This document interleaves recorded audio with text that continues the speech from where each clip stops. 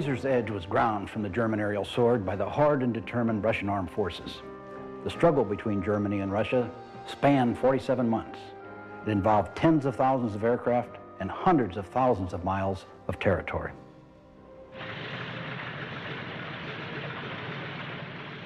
German expectations were high in June 1941.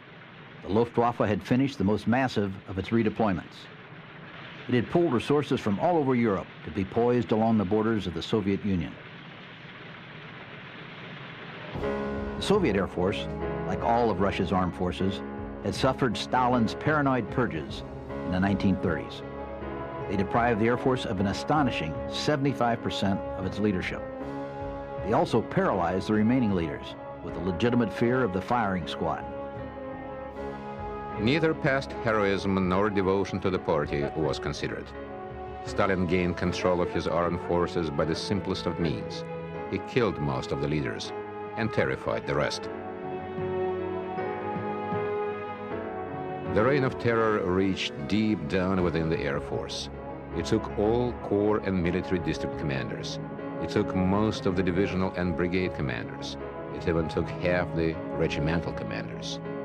The madness also ravaged the Soviet aviation industry. It did even more damage there because there was a much smaller pool of replacements for the victims. Everyone was suspect.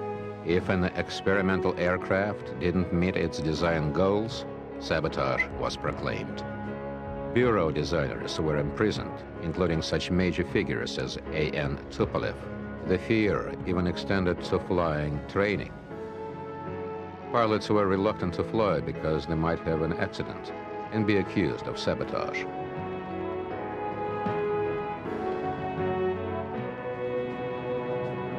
In June 1941, the Soviet Air Force, the VVS, was divided into 5 components. The long-range Air Force of the High Command employed bombers and transports.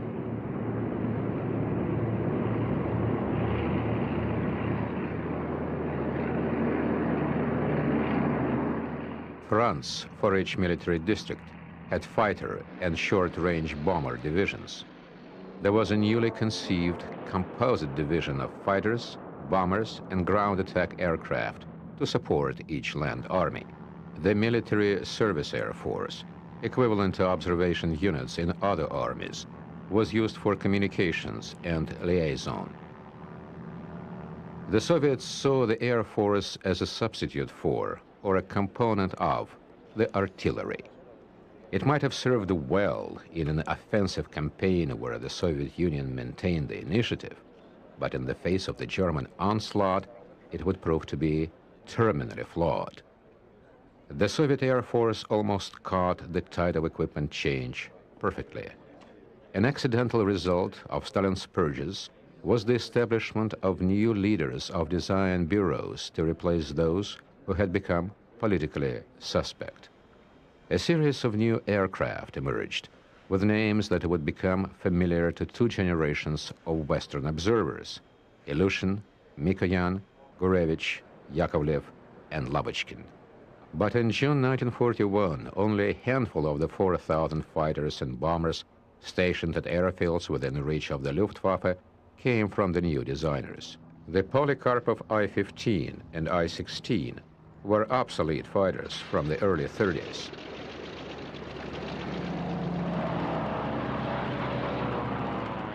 The I-15 was a biplane, and the I-16 was a monoplane. The Tupolev SB-2 was an obsolete bomber. In the first half of 1941, the first of a new wave of fighters appeared. They were modern, low-wing monoplanes with retractable landing gear and enclosed cockpits, but their designs were still not very satisfactory. None were equivalent to the Messerschmitt Bf-109Fs opposing them.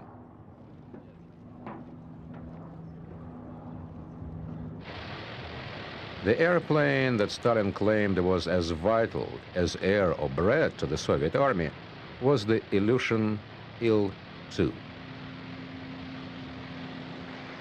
It became famous as the Sturmovik ground attack aircraft. The Germans would come to call it Black Death, and it would be built in quantities greater than any other warplane in history. The Il-2 was built as a single armored unit from the cockpit forward. Both engine and pilot were well protected. The rear of the fuselage was of wooden monocoque construction. The wings were all metal. Armament was heavy, with 2 machine guns and 2 cannon. The only new bomber in the Soviet Air Force at the time of the German invasion was the Polikarpov P-2. It was an elegant twin-engine combination attack plane and dive bomber. In fact, the Soviet Union had achieved virtual parity with Germany in the performance of its major aircraft types. There was still room for development, and the Soviet Union was gearing up for a much higher level of production.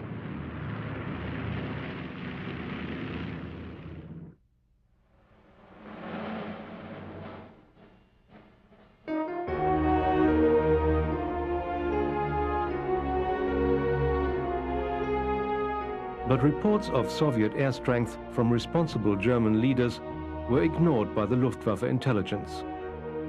Hitler grandly titled the invasion of the Soviet Union Operation Barbarossa. It was named after Frederick I, Redbeard, who had marched into the Holy Land in the 11th century Crusades. Operation Barbarossa was Hitler's great crusade to achieve Lebensraum, living room for Germany. He planned a 6-week campaign to destroy the Soviet armies with his tried and proved blitzkrieg techniques. After that, there would be a leisurely follow-up to prepare once again for an attack on Great Britain. Hitler's forces were massive. He had more than 3 million men in 162 divisions. The Luftwaffe had deployed 2,770 first-line aircraft out of its 4,300 total. The basic types of aircraft were the same as those employed in Western Europe and against Britain, but most were now the latest model. The fighter units had the Messerschmitt Bf 109F2, perhaps the best of the long line of the 109 series.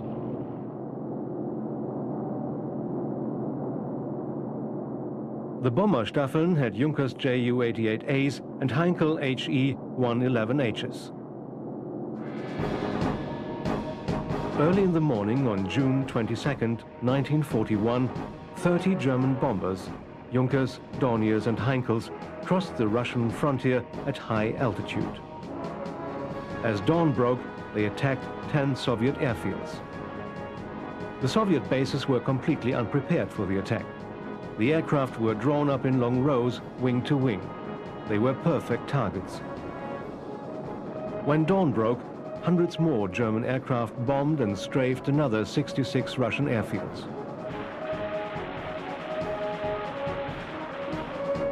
Even Hermann Göring could not believe the results of the attack.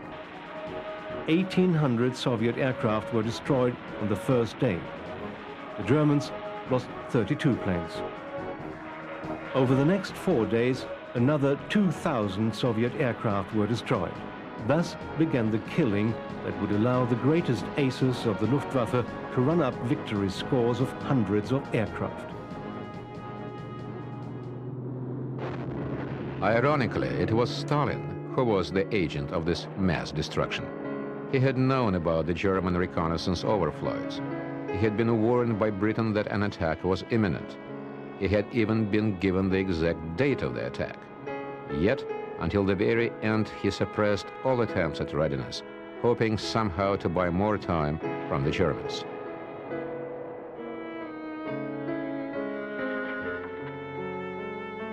As the bombs rained down and the tanks raced forward, the bombers of the Soviet Air Force were ordered to strike the invading German forces.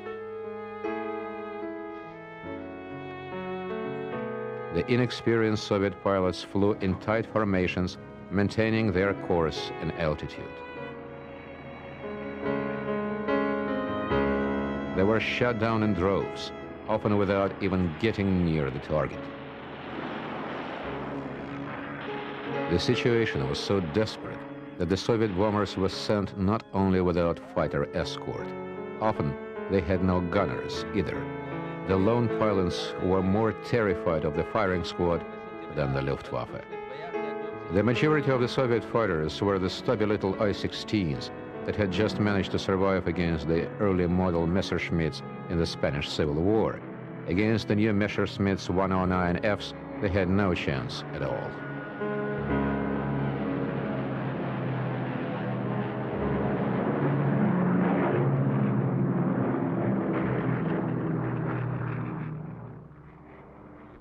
Most Russian pilots were inexperienced. Their tactics were poor. Their leadership was non-existent.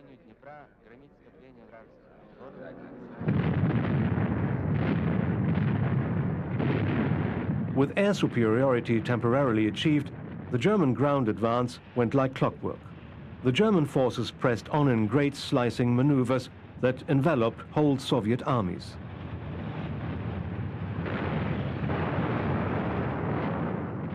In mid-July, Minsk fell. Smolensk fell a week later. Chief of the German General Staff was General Franz Halder. He was not a supporter of Hitler, but he recorded in his diary that the campaign had been won in the first 2 weeks of battle. But he also wrote that for every dozen Soviet divisions destroyed, another dozen materialized as if from thin air. The slaughter in the sky continued. The Luftwaffe ground crews demonstrated their proficiency at using advanced airfields to support the bombers and fighters.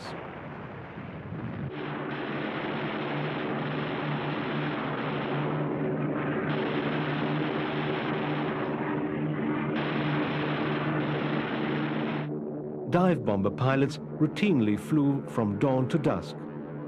They flew a dozen sorties a day. Their missions were 15 minutes over, bomb and strafe, then 15 minutes back to rearm for another attack with their engines running.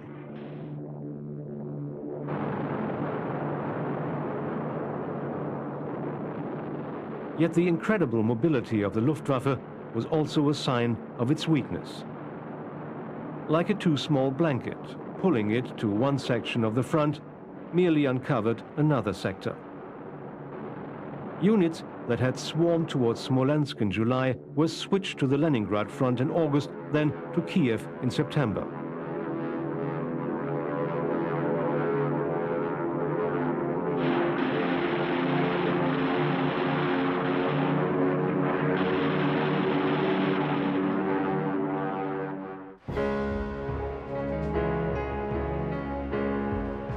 In the midst of the chaos, the Russians manufactured a miracle.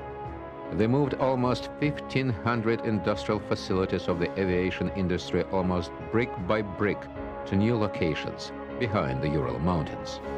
The 10 million members of the workforce rode on freight trains with the equipment. The conditions were subhuman.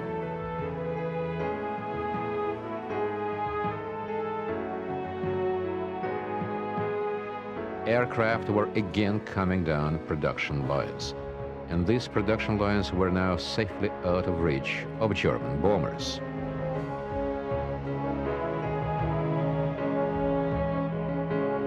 During the move, aircraft production fell by 30%, but within 90 days it had increased above previous levels. It was some time before quality caught up, but at least the airplanes were coming.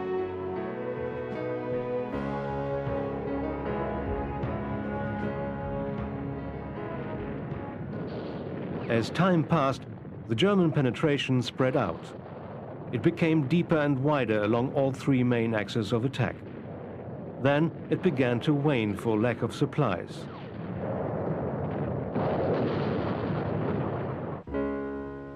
Hitler did not press the attack on Moscow in August. He waited, vacillating about what to do next. He waited for 6 critical weeks, from mid-August until October the 1st, 1941. Then he ordered an all-out attack on Moscow. The Luftwaffe had gathered 1,320 aircraft in Luftflotte 2. the experienced German air-land teams surged forward. Two panzer armies tore the Red Army apart so effectively that all communication with Moscow was lost.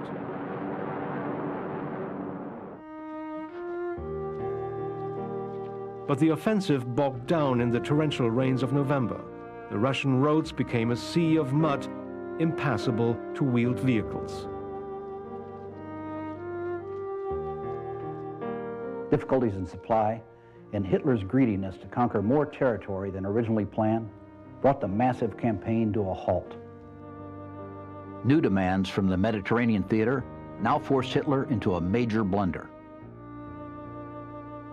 To meet Rommel's requirements against the Allies in North Africa, he transferred Luftflotte II to Sicily. The timing could not have been worse. It deprived the German army facing Moscow of the air power it so desperately needed.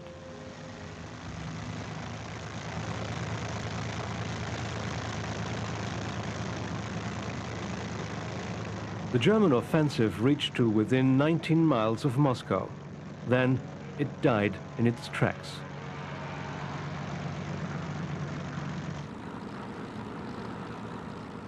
A Russian aerial strength grew. The Soviet Air Force flew 51,000 sorties in defense of Moscow. 45,000 of them were in ground attack.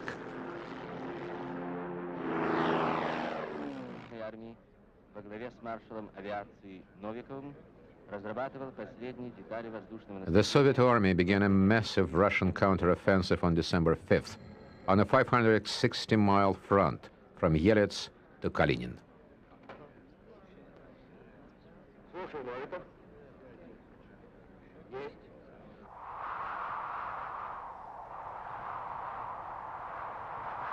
In the worst winter for 20 years, the German Air Force watched its strength dwindle in a nightmare of shortages and malfunctions. Only 15% of the 100,000 Luftwaffe vehicles in Russia were operational. German combat aircraft stood hangarless in open fields. They were cold-soaked for days in sub-zero weather.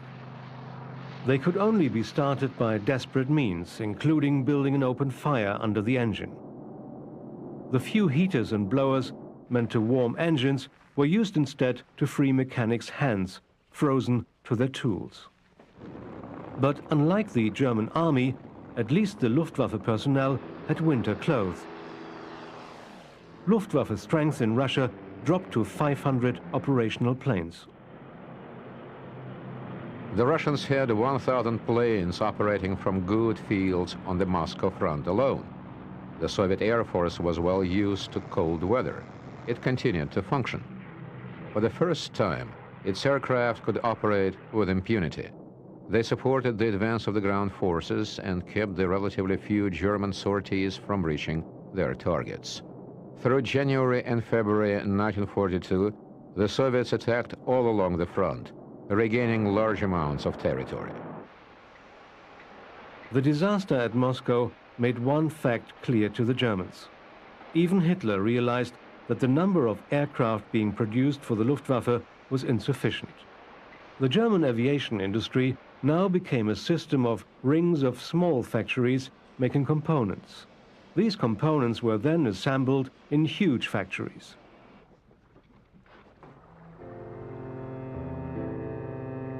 The spring thaw of 1942 immobilized even the Russians.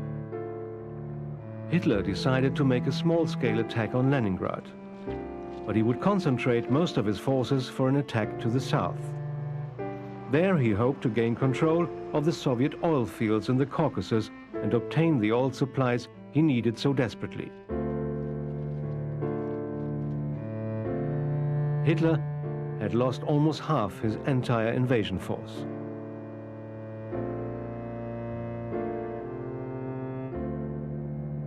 The loss of vehicles was so great that many mechanized divisions were no longer mobile. Germany turned again to horses, using more than 3 million.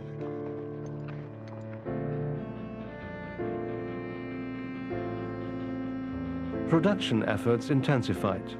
Resources were shifted from other fronts, 51 divisions from satellite countries were incorporated into the German army. Strength was built up for the attack on the Caucasus. It was an impossible task for the means Hitler had in hand. His senior advisors recommended a pullback.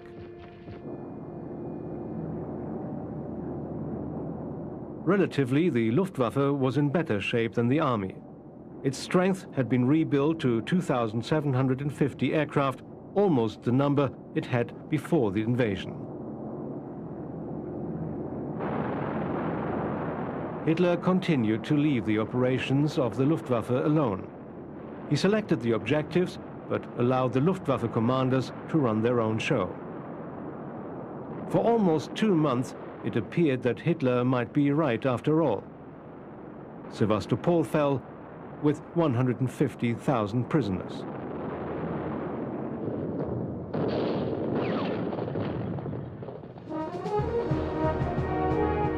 German tanks gobbled up miles of territory, but very few Russians. The Soviet army had learned from previous campaigns and now pulled back where necessary.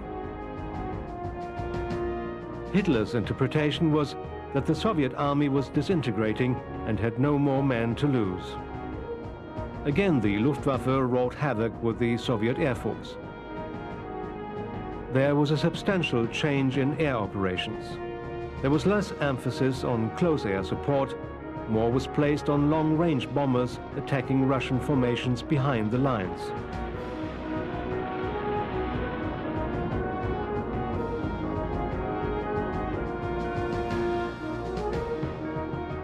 But Hitler became greedy. He expanded the original southern thrust and split it into 3 directions.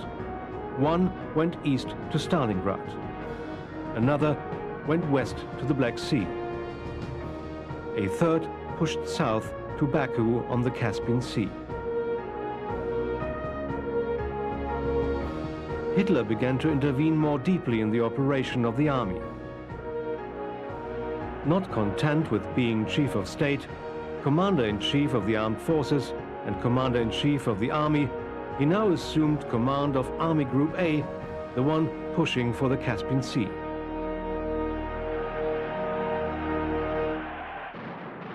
Army Group B began the attack on Stalingrad on August 10, 1942. Resistance stiffened quickly. It became apparent that the Russians were going to make a stand. The Luftwaffe began concentrating its aircraft in this area, building to a strength of 1,000. Stalingrad was a city of 500,000 people on a great bend in the Volga River. It was a major railroad center and had huge tank and armament factories. Its site made it a natural fortress. It was protected by hills rising out of the flat plains to the west.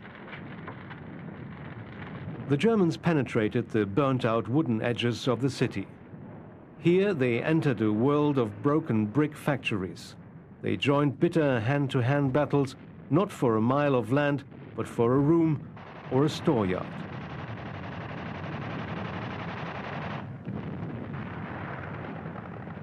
The Germans called this basement-to-basement struggle Rattenkrieg, the war of the rats.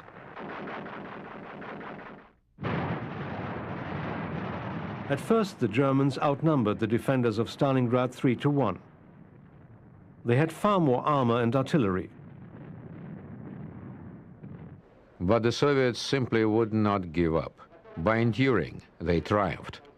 Marshal Georgy Zhukov, who had saved Moscow, kept the numbers of Russians within Stalingrad at a minimum. All the while, he readied vast forces for a massive counterattack. Zhukov's German counterpart, General Friedrich von Paulus, played directly into Zhukov's hands. He threw his army against the rough barricades by frontal tactics. These included sending infantry in front of the tanks to draw fire and reveal the Soviet positions.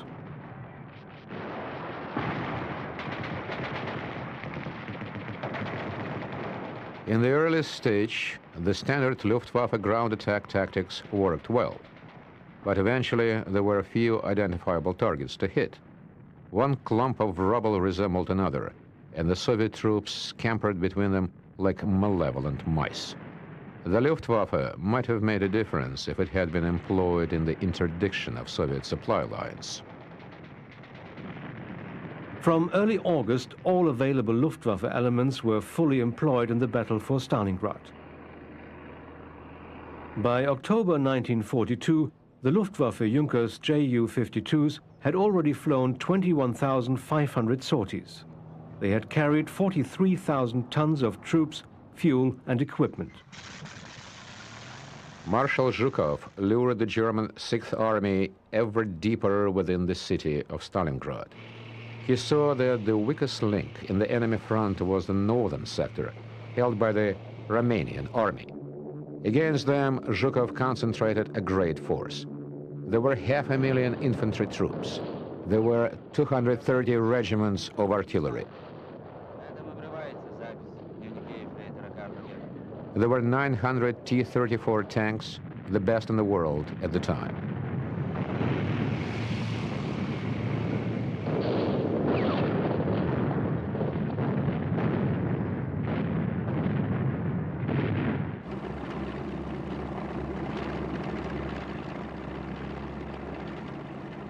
For the first time since the start of the summer offensive, the Soviet Air Force now reached numerical superiority over the Luftwaffe.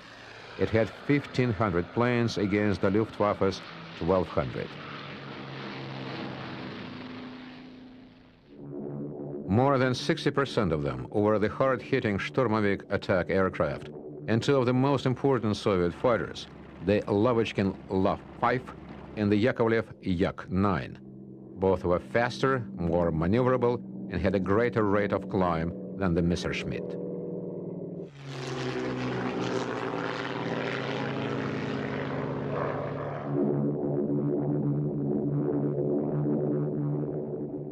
Stalin had insisted that the Il-2 Sturmovik, originally a two-seater, be made a single-seat aircraft. Now he permitted the introduction of an improved two-seat design. It was a costly surprise to the Germans. For a brief period, they continued to make tail attacks at it, unaware of the Stinger in the rear cockpit.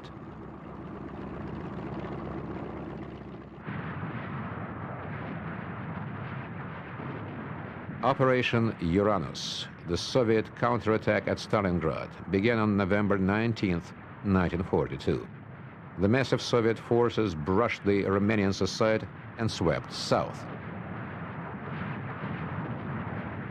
One day later, a southern pincer swept first west and then north. Within 5 days, the Germans were entombed in Stalingrad. Hitler immediately proclaimed Stalingrad to be a fortress.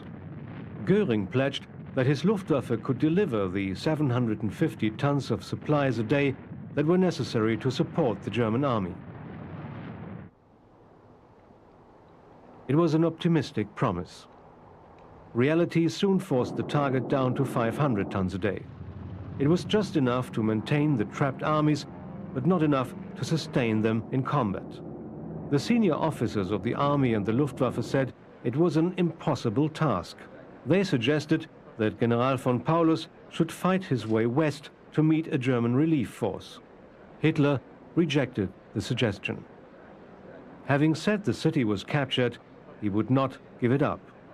850 transport aircraft were assembled for the relief effort. Junkers Ju-52s formed the bulk of the fleet. But there were also Heinkel HE-111s, which were badly needed for bombing duties. And there was a ragtag collection of anything else that could fly. But in Stalingrad, there were no adequate landing fields, no normal approach lights, no radio facilities, no handling and storage equipment. There was plenty of bad weather and an ever-increasing quantity of Soviet anti-aircraft guns, and there were more and better Soviet aircraft.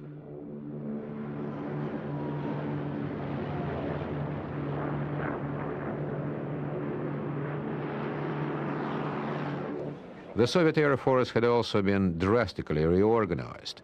It was now made up of 13 mobile air armies. Each was controlled by an air commander who could work with any army commander to whose front he was assigned. The air armies were composite forces of fighter, bomber, and ground attack aircraft. Each air army was outfitted with sufficient support equipment for sustained independent operation. Behind these mobile air armies was the Reserve Air Corps. It brought new aircraft and air crews to a central area for training and dispatch to combat units.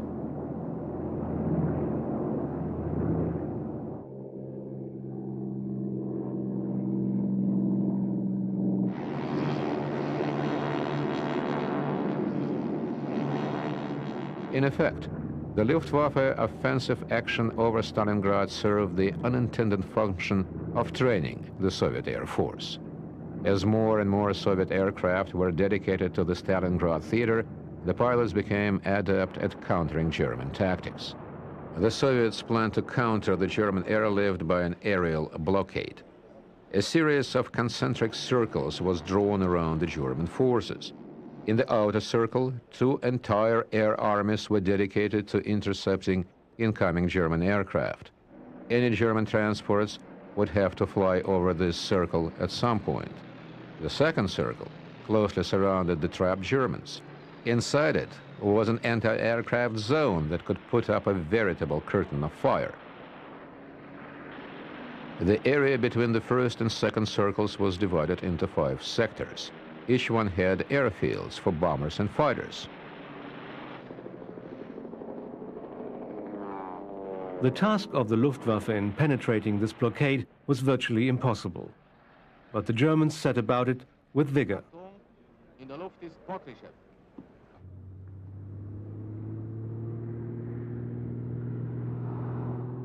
Every day, German fighters contested the Soviet Air Force for air superiority in the narrow corridor used by the transports.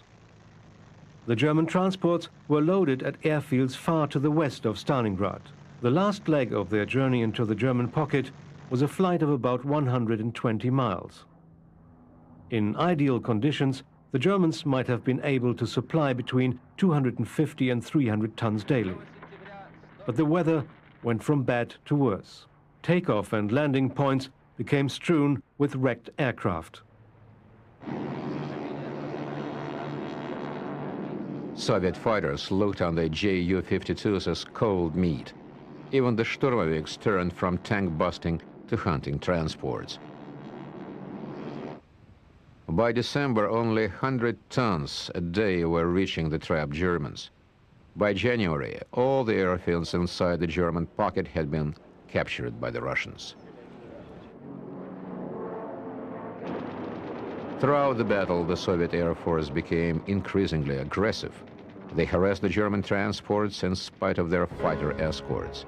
They struck out to attack the German takeoff points. They fought by night and day. Polikarpov PO-2 biplanes, many of them piloted by women, droned endlessly over the lines, dropping small bombs. The women who flew these PO-2s became known as the Night Witches. Women also flew fighters. They were more involved in combat than the women of any other country. The Soviet Air Force overwhelmed the Luftwaffe, flying twice as many missions as the Germans. The tide of the air war had turned in terms of equipment, numbers, and even training. Between the German invasion in June 1941 and February 1943, the Soviet Union built 41,000 aircraft. It trained 131,000 aircrew members. And the Soviets had caught the tide of technical change in the midst of the war. The aircraft flowing from the factories were all new types. They were to be used with new tactics the Soviets were learning from the Germans.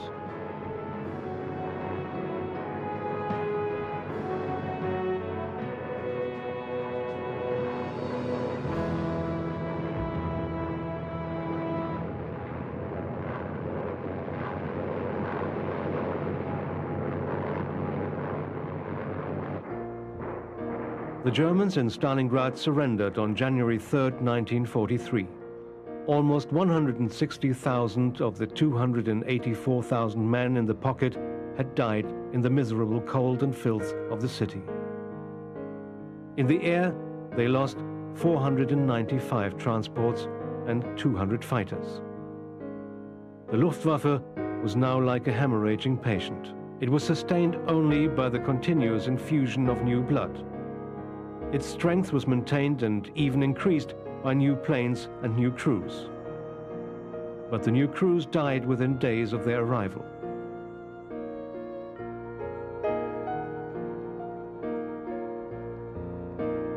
The Iron Corps of veterans became more expert even as they became smaller in number.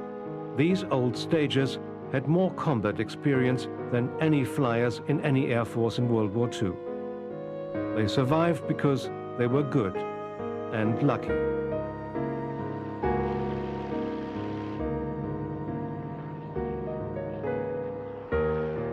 The disruption to the Luftwaffe of the Stalingrad campaign was very great. So much so that after Stalingrad had fallen, strength could be directed elsewhere. For a while, the ailing Luftwaffe seemed to gain new life. But for all essential purposes, the air war in Russia was decided. There would still be 27 months more of hard fighting, but the issue was no longer in doubt.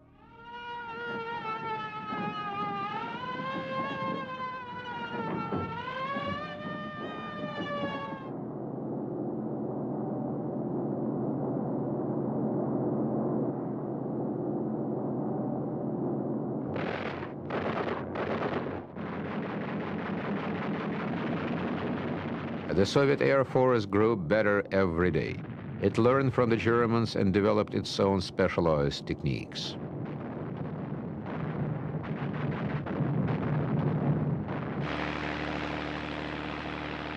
But the Luftwaffe continued to do well. This was due to men like General Wolfram von Richthofen. He established a unified command over the whole of the southern front. The Luftwaffe's mode of operation was about to change. From having the initiative, able to operate offensively, it was now forced into a defensive posture.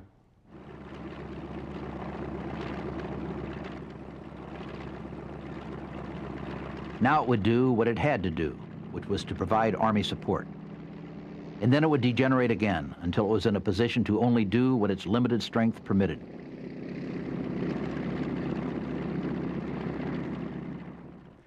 From April 17th to June 7th, 1943, a relatively obscure but important battle took place on the Kuban Peninsula of the North Caucasus.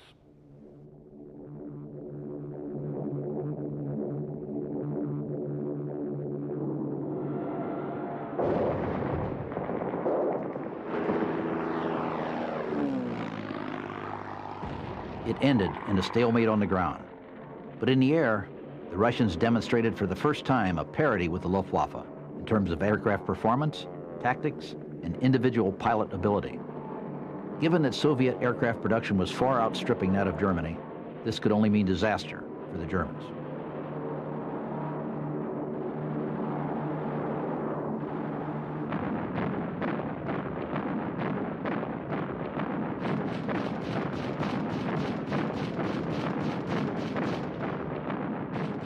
The Russians deployed 800 aircraft. Most were the new generation Soviet fighters. But for the first time, a sizable number of Land-Lease aircraft were present.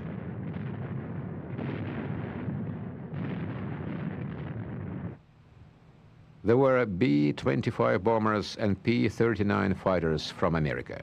And there were Supermarine Spitfires from Britain. By this time, the Soviet Union had received more than 3,000 planes, 2,400 tanks, and 80,000 vehicles via Land-Lease.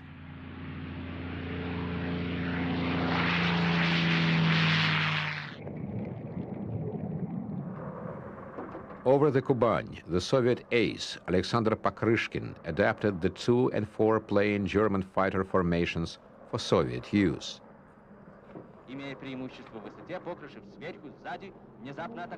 He insisted on tight discipline and on closing to short range for firing. he introduced vertical maneuvering into the Russian tactics.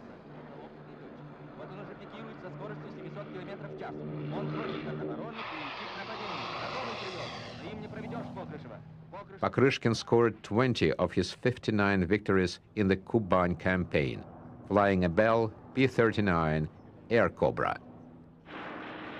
By late 1944, the Luftwaffe situation on the Eastern Front had deteriorated so badly that the Luftwaffe could no longer win even local air superiority when it concentrated all its available forces. The Russian enemy had become too strong and too skilled.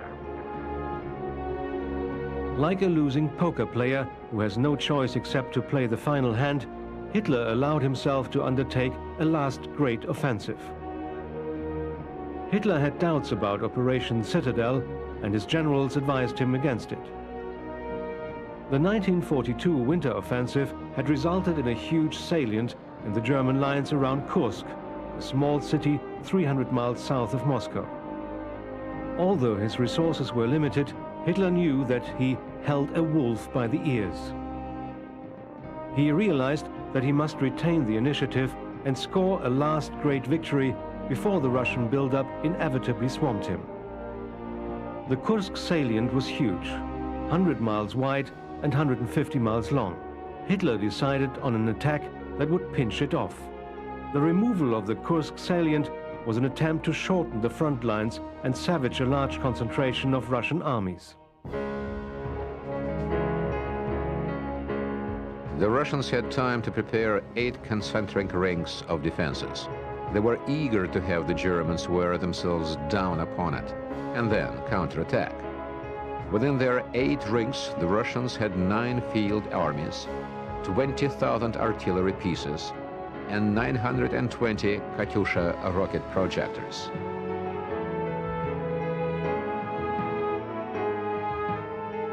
As the battle opened, the Soviet Air Force had almost 2,900 planes. More than 1,000 of them were fighters and 940 were Sturmoviks.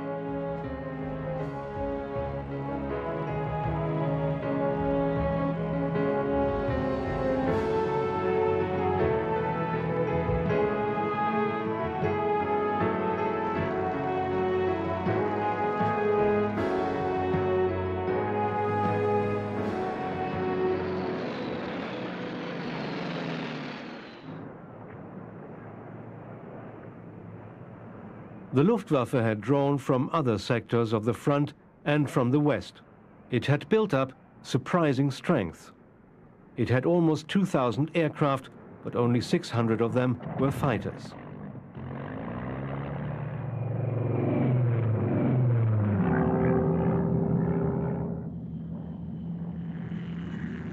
The first day of the Kursk battle was almost like the happy hunting days at the beginning of Operation Barbarossa. The Luftwaffe won by a tremendous margin. At the end of the first day, 432 Russian planes were claimed versus a loss of 173.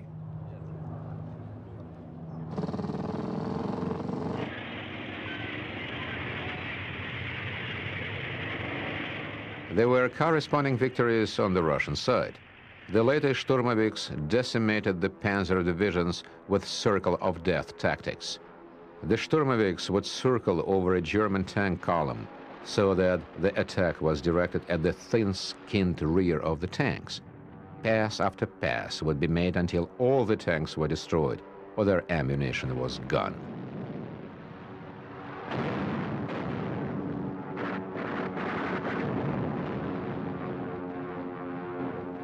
For 8 long hours, the greatest tank battle in history was fought. Each side was aided by its attack planes. When evening fell, the Germans crept away from the battlefield.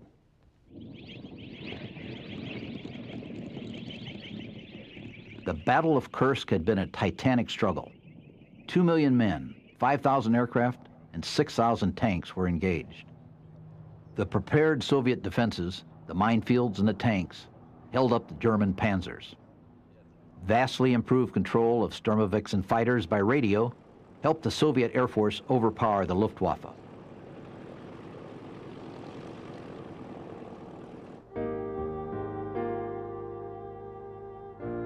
At Kursk, it was obvious that the day of blitzkrieg was over for the Germans, but it was just beginning for Russia.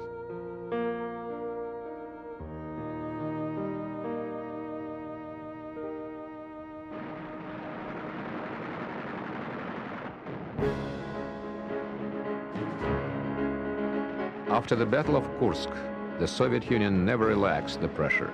It kept pressing forward with a series of offensives somewhere in the winter that kept the Germans entirely on the defensive.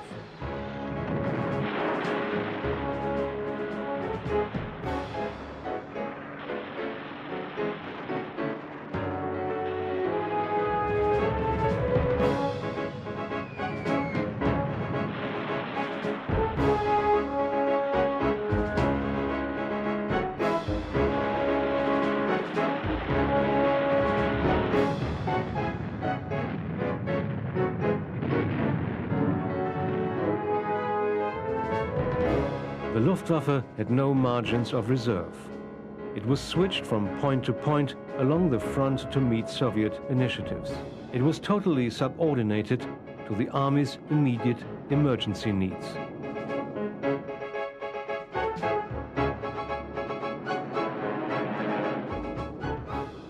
By the time the red tide rolled toward Berlin, the Soviet army was protected by no less than 7,500 aircraft on that front alone. It was faced by just 400 Luftwaffe fighters. The Soviet Air Force was now in a position to employ air power as the Russian army had traditionally employed artillery, in massive quantities and without regard to losses.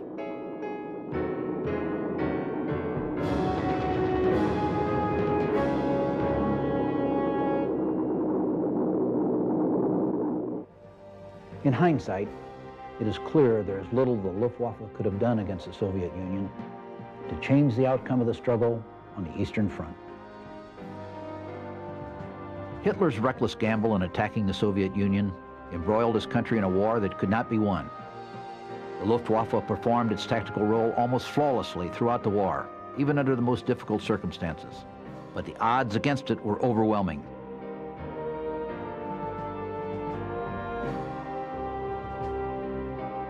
At last, the edge of Hitler's Luftwaffe sword was blunted.